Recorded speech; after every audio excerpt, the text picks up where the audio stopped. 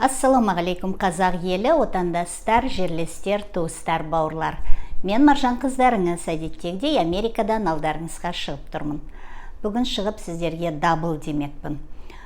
Бұған себеп жаңағы мына біздің депутаттар, жаңағы ұзақ каникулдан, демалыстан шаршап, шалдығып келеді ертең. Демалудың өзі бір жұмыс қой оларға, сөйтіп келіп, мынау жұмыстарына кіріскен кезде терең ұйқыға бата бастайды.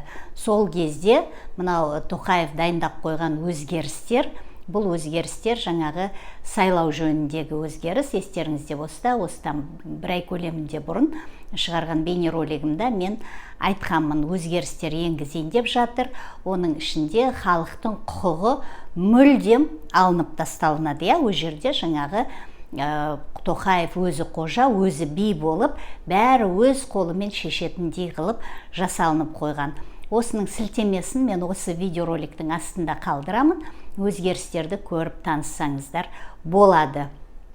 Одан да басқа толығырақ бұл жөнінде жаңағы Думан бауырымыз, не дейді телеарнасының жүргізушісі, ол да осыдан бір ай көлемінде бұрын айтып өткен осы мәселе жайында.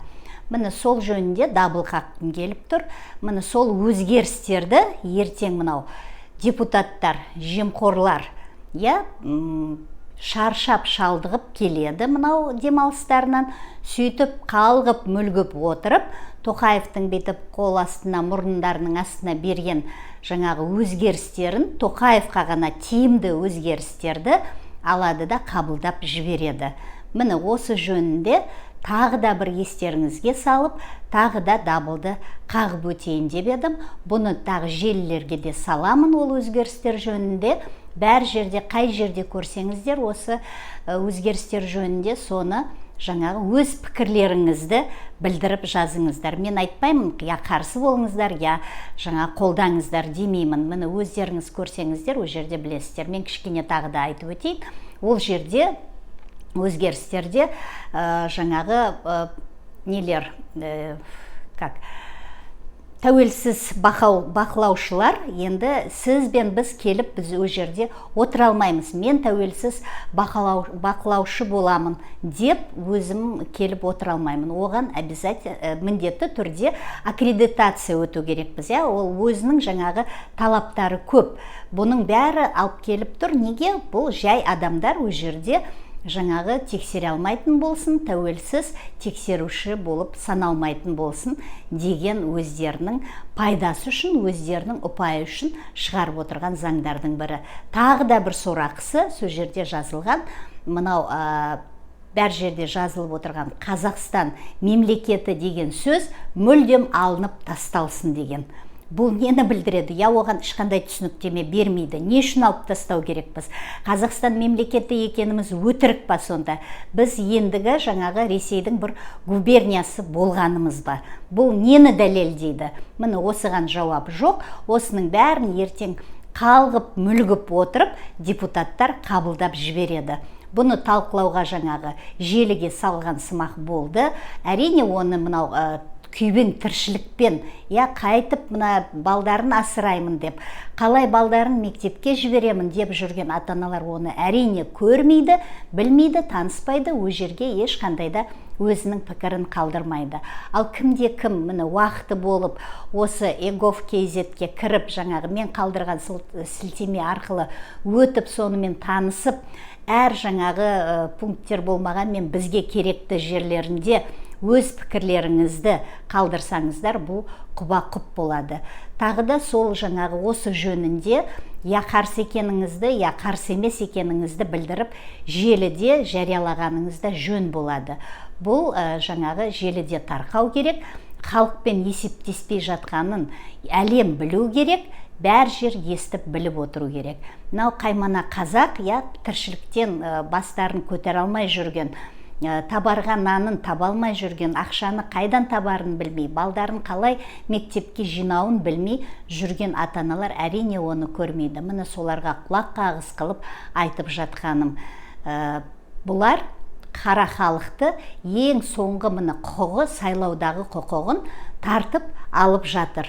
осы ертеңгі күні мынау өзгерістер арқылы Тоқаев осыны ертең мынау депутаттарға, қалғып мүлгіп отырған, өлейін деп шаршап келген, демалыстан келген депутаттарға беріп жібереді, а олар тым-тырақай мынау Тоқаевтың көңілінен шығу үшін қабылдайды, а кейін біз олардан сұрағаннан кейін ұйықтап отырыппын, байқаймай қалыппын дегенді естідік қой талай депутаттардың аузынан. Міне сөйтіп жаңағы оның бірі кім? Бекболат Тілеухан, қалғып мүлгіп отырады, бастары ауырып отырады, той-томалақтан шаршап отырады, сөйтіп отырып қолды қойып жібереді, сөйтіп мынау Тоқаевтың өтірік заңдарын қабылдап жібереді, халыққа қарсы екенін қарамастан, ойланбастан. Сол үшін халқым дабылды қағып жатырмын. Осы менің видеоролигімді тарқатыңыздар, әр басқан бір лайкыңызды 10 адамға тарқайды. Соны тарқатып, ерінбей, жалықпай, ерінбей, бәріне тарқатайық, бәріне естіртейік. Қазақстан мемлекеті деген сөз бәр жерден алып тасталынсын деген өзгеріске қарсы екенімізді білдірейік. Осы видеоның астында тағы да айтамын, сілтемені қалдырамын. Сол сілтеме арқылы танысып көріп шықсаңыздар болады сол өзгерістерді. Әрі жаңағы өзіңіздің Еговқа кіретін кілтіңіз бар ғой, сол арқылы кірсеңіз ғана жаңағы өз пікіріңізді қалдыра аласыздар. Ал егер жоқ, ояққа кірмейміз десеңіздер, бұлай желіде жасай беріңіздер. Қулықтан бәрін жасау керек. Бұлар өз қулықтарын бізге жасап жатса, біз де одан қулығымызды асырмасақ кем түспейік. Енді меған ұрыспарсыздар, сөкпесіздер, жалған аккаунт болса да ашып, сол жерден жалған атпен болса да шығып, мынандай осындай нелерге, желілерге, арналарға сала беріңіздер. Өз аттарыңыздан қорқатын болсаңыздар, бізге салыңыздар. Қаншама адам қарсы екенін, қаншама кісі бұмен келіспейді екенін біздерге жазыңыздар. Біз оны айтамыз, санын топтастырып. Міне осыған тағы да дабыл қаққым келгені сол. Сіздер де ерінбей, жалықпай тарқатыңыздар, бәріне айтыңыздар. Бірігейік халқым. Бұл Тоқаевты мен шаршамаймын айтуға. Ұры жүйесімен қосып, Назарбаевтан аманатқа алған өзіне жүйесімен қосып, бәрін түп тамырларымен жұлып алып тастап, сосын өзіміздің батырымызды таққа отырғызбай, бұл қазақтың маңдайы ашылмайды. Біз жақсылыққа жетпейміз, олар кетпейінше. Сол үшін ауызбіршілігімізді арттырайық.